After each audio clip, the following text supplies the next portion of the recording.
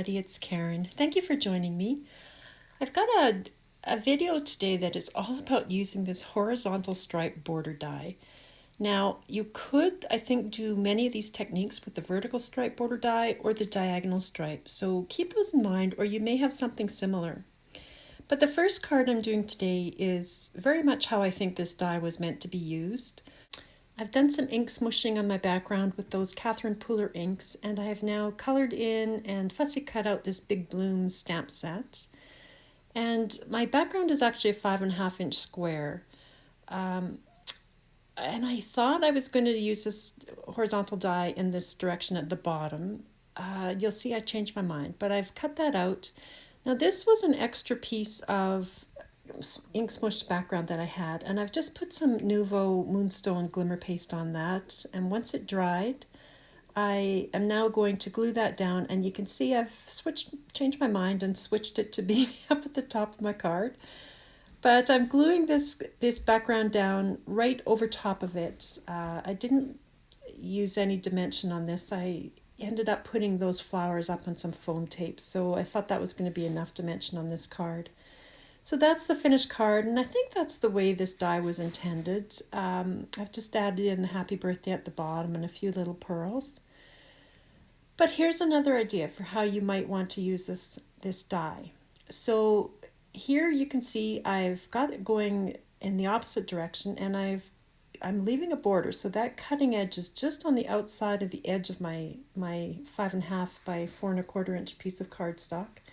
And then I changed direction, so I'm alternating the way this die will go. And I wasn't too worried about those edges because I ended up putting a frame around this. So I wasn't too worried, but I did want to keep something. So there you can see it with the frame on it, and I've just alternated the direction of the die, which I thought was kind of fun. It's a bit of a graphic look, and I just thought that was fun. So on the one on the left, I actually took some of those little cutout pieces and wove them through at the top and the bottom. And at one point I had it also in the middle on the right. I don't know why I took that one out, but it's another idea for you. I also thought that you could take these pieces and stagger them in different slots there, and I did different heights. And that sort of gave another look as well, which I thought could be quite fun. But here are the two cards I did do with these two pieces. So this one I've put a watercolor background in behind, and the cattails border, and then I think those are herons or maybe egrets, and they came from the Nature Stroll 3 die cuts, and that sentiment is one of the paper rose sentiments. I'll have everything listed below, you guys. So right now when I'm doing the voiceover, I don't quite remember what everything was, but I will list them. So that was that one, and then this is the other card. I just tucked some flowers in there and leaves, and the background is again from that watercolor paper pack, and the hello was cut from that same paper. So there's a couple of cards with a different look. Now this idea, somehow this die makes me think of a fence, and so I wanted to do this white on white, so I'm just gluing this right down to my card base. And I've just cut the one strip out of this one, but what I'm going to do here is inlay in alternating rows 2 layers of those die cut pieces. So I'm just going along and putting them in. Now you could change the color on these. You could add embossing or texture paste to these. You could add embossing powder. It could be so fun. So that's the look that you get. There's quite a bit of dimension just with 2 layers. And I thought that kind of gave it a bit of a fence look. So I've die cut the poppy bordered die there and colored them in. And to go on the bottom of those, these are the watercolor papers that I've been using. So I love that Paper Rose puts those patterned strips on the information strip, because I use those all the time. So I've glued that on, and I'm just trimming it down. And I thought that went quite well with those poppies. Now here's the finished card. I just added some of the etched butterflies and a sentiment. But I had all these little die cut pieces, and I thought there has to be something you can do with these. So I've laid them out on my cutting mat there, and I've got a 5.5-inch piece of card that I've covered with double-sided adhesive. Now, I'm doing what is called a grouting technique, so I am leaving a bit of space between all of these die cut pieces. But I just started by putting one of them down along the edge, and then I put the other one horizontally. And that way I knew how far over to go with the vertical pieces, because I did want them to sort of line up. So you can see here, I'll line this one up at the end of that horizontal piece. And then I just found this easiest to go right in the middle and then stagger the other two. Now I did do mine quite even and symmetrical, but I like the look also of the ones on my desk, which are all kind of lopsided and topsy-turvy, and I think that could be a really fun look as well.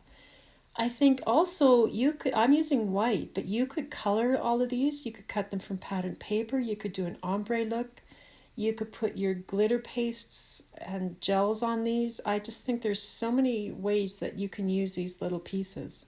So maybe keep those in mind. But here is my finished piece. So in between all of those little strips is exposed adhesive. So this is the grouting technique now. So I'm just putting these gilding flakes in. These are from Cosmic Shimmer. And I'm just brushing them in because they will stick to all that adhesive that's down below the strips there. And you just brush them in. You could use your finger, you could use a little sponge, but they will stick to all of that. And when you're done, it's really quite pretty. So that's what it looks like with the gilding flakes. But you could also put glitter in there or little micro beads I've done. And they all have a slightly different look, so keep that in mind. Okay, so there's my finished card. I did trim those side pieces off. I just decided it looked better as a rectangular card, but I can still use those pieces. So I have used this Elodie flower builder die set for the flowers and the greenery one die for the leaves. And I did use the same gilding flakes, which are from Cosmic Shimmer. It's these Autumn Leaves gilding flakes, and a bit of gold foiled cardstock for the hello and the outline layer of the leaves. Okay, so here is another idea if you're still with me. This one is a bit more elaborate. I am cutting these straight up and down. This is a 5.5 by 4.25 inch piece of cardstock. And here you can see I have shifted it so that that cutting edge is just on the other side of where I've already die cut. Now I didn't quite get mine lined up correctly, but I just took my scissors and trimmed that off, and in the end you don't notice this. It is shifted a bit on mine. I didn't really line that up terribly well, so you can see there it's not great, but it will work. So what I did is I used this Be Happy pattern paper. I just thought that would be kind of fun. So I've cut some of that, and I'm cutting it all down now into 1/4 inch strips. And so with my cutting machine, it's quite easy because the grids are all 1/4 inch wide. So I just shift it over one grid, and I know that's a 1/4 inch. And I did keep all of these strips in order. So now I'm just going through, weaving these through my die cut background, in and out, in and out. And I have to say, this did not take very long. I think it was maybe 10 minutes to weave all this paper through this. So I thought that was kind of worth it in the end. But once I get that one piece in, I just slid it back down to the edge to make sure it stayed in place there. And then with the next strip, of course, I alternated which way it went in and out, just as you would with any kind of weaving.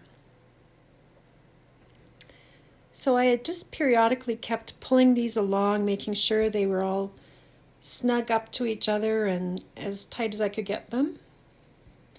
And that's how it looked in the end, which I thought was really kind of a fun look. It's completely different than the paper itself was. And on the back, that looks like an Easter basket to me. So there's another idea. So to secure those, I just took regular tape, one-sided tape, and taped all of that down along the edges. And I've die cut a frame now from white cardstock, and I used the the Lots of Rectangles die set. I used the largest one for that. So it's got that nice etched line to it.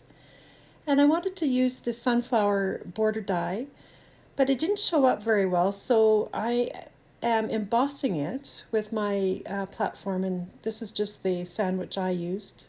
And so once it's embossed, all the pieces are still there, and then I just took my Copic markers and colored it in. I pretty much scribbled. It really wasn't very fancy coloring. But then that white outline die, I used that spray adhesive and glued it on over top, so that cleaned up all that coloring. And here I am just fussy cutting it out. Now I'm holding my scissors at a bit of an angle so that I'm cutting underneath that white outline without cutting the outline itself. And now I've got some glue down and I'm just centering that sunflower border in the middle of my frame, just pressing it down, and then I can trim off all the excess on both sides of that. So once I had this in place, I decided I wanted some dimension. Now, Sam Calcott of Mixed Up Crafts has done this a few times. I've seen her do this in videos. So I've cut a piece of cardstock that is 1.5 inches wide by, I think it's 5.5. It's the length of the frame. And so all I'm going to do here is score this, that frame, the width of that frame is 3/8 of an inch. So I'm going to score every 3/8 of an inch on that 1.5 inch wide piece of card. And that will give me 4 evenly spaced lengths now on this little strip.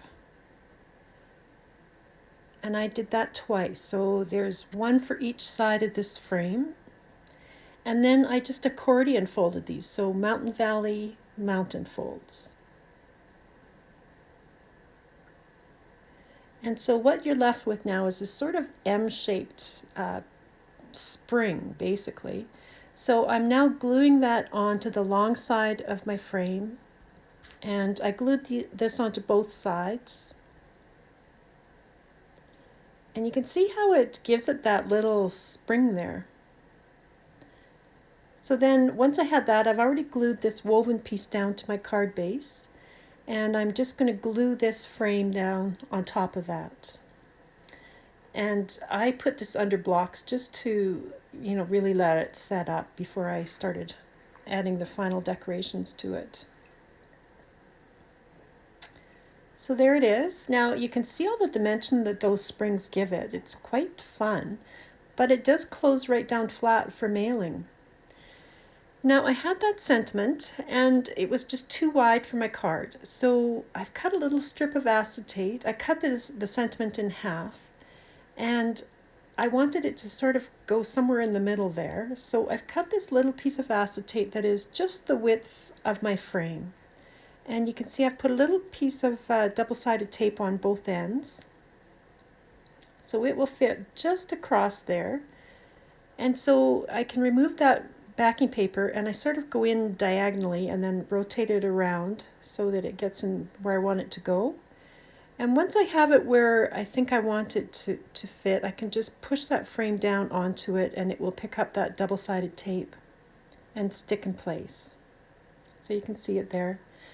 Now I had this little die-cut gnome and I've put some double-sided tape where he will go across the acetate, and I'm just adding a bit of glue on the outside edge where he will attach to the frame of my card. So just tucking him in place there.